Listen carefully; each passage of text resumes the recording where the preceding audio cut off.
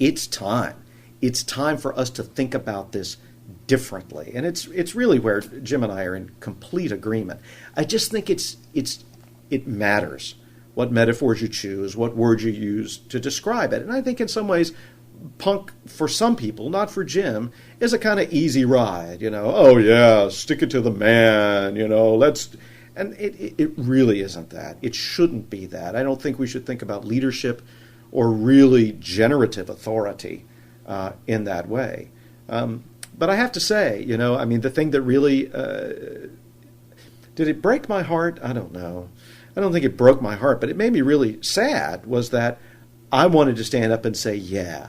But something about that term edupunk made me go, no, I'm not going to say yeah for that flag. For me, it's more like U2 that used to wave a white flag, not because they were surrendering, because that's when all the colors have bled away. That's where we're thinking about this whole thing differently. Mm-hmm. And I'm not sure edupunk really does, as a term, think about it differently. Maybe we should call it edu-hippie.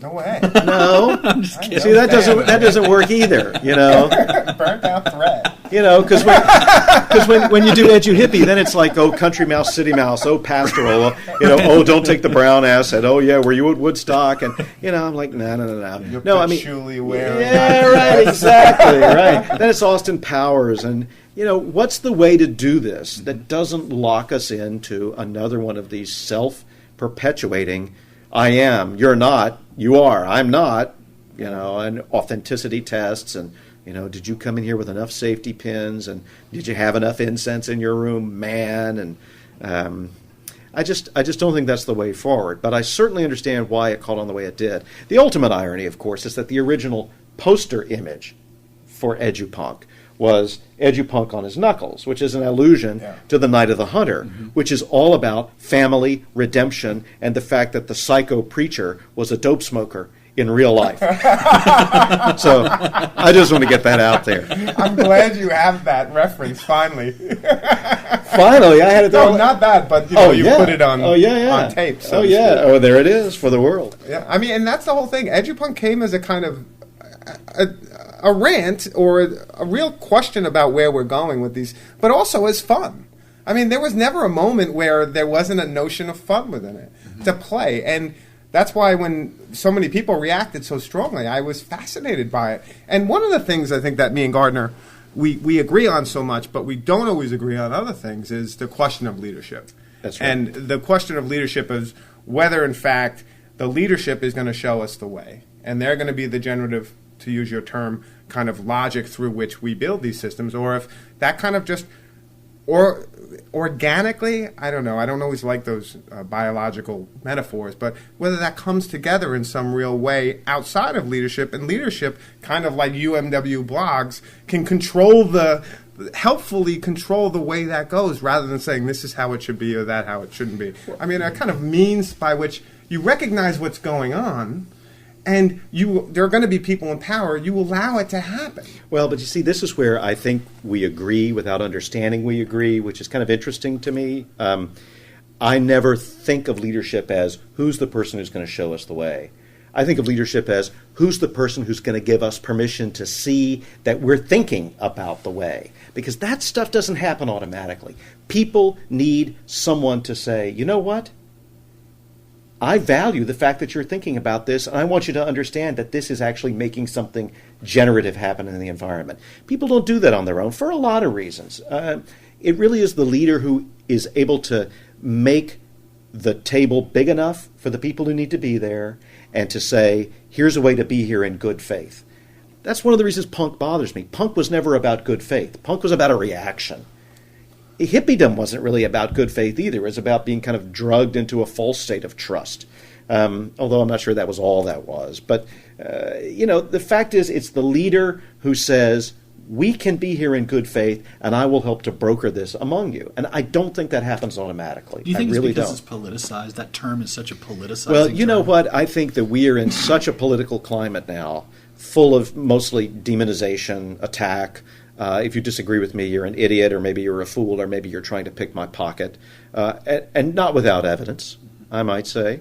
We live in a climate now where it's very difficult about people who agree about certain fundamental principles but may disagree on means to come together and talk about that. But it's interesting to me because the ed tech blogosphere, where I do most of my work within, isn't politicized to the same degree, I think. I mean, I think a lot of people, strong reaction, reacted to the idea that someone was taking a very strong stance against Blackboard and against these things. I mean, Blackboard was suing Desire to Learn. See, I disagree with you about that. educoz, a leadership organization, if there ever was one, came out and took a firm stand in relation to that suit. They said, we think this is bogus. This cannot be.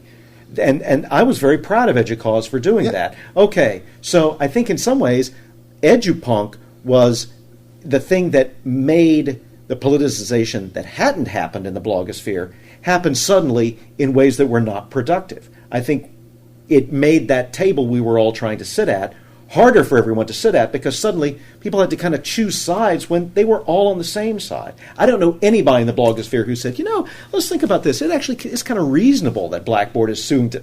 I didn't read any blogs like that. Did it stop universities from using Blackboard? Did anyone stop within these the people who were behind it, did they stop and say, you know what, I'm not going to support a company that's basically suing anyone, like you said, with a database and a CSS. So here's the problem. Edupunk is not interested in changing institutions as a meme, the way I look at it, because that's going to take diplomacy and patience and persuasion. And it's going to take convincing people that we can be together in good faith. Edupunk is more like, who needs institutions? At least that's the superficial appeal of it, and I think that's where it goes awry. But I think that's wrong, because I think when you take the idea of small pieces loosely joined, and you say to faculty, and you say to students, you know what, put the power back in your space. You take your RSS feed, you get your own space, you publish it here. They build something you can build. We build something as universities people can publish with. But we don't basically say, well, I'm glad that the leaders made this point. I'm glad that everybody who's in power established that this is how we should feel. I mean, you put the responsibility back on the individual. Okay, who's you? Who did that? Who's you? I mean, no one. It's a distributed Now, the logic. community to do it itself, a leader, in this case, a leader named Jim Groom, committed... Now, let me finish. I need to finish this. A leader named Jim Groom did the ultimate act of leadership, which was to create an environment and administer an environment, not all alone, believe me, but this was your commitment so that these voices could emerge. The voices didn't do it. You see, I think it's important that we not lose track of the fact that someone who is in a position to make this empowering happen does it. But it's the problem with history. It's a problem with the great figure idea of history. So then you ascribe to one person, you did this, and hence everything opened up. And then the fact is, all I did is take recommendations from people to read different blogs of different things that were happening within the blogosphere and to see what they're doing and just add another piece to that puzzle. So let me give you another... There was no one kind of like Jim Groom built or anyone, Gardner Campbell. I mean, the idea of a single name recognition in the context of telling a narrative is what we need to do, and it's part of our impulse. But it's also dangerous at the same time.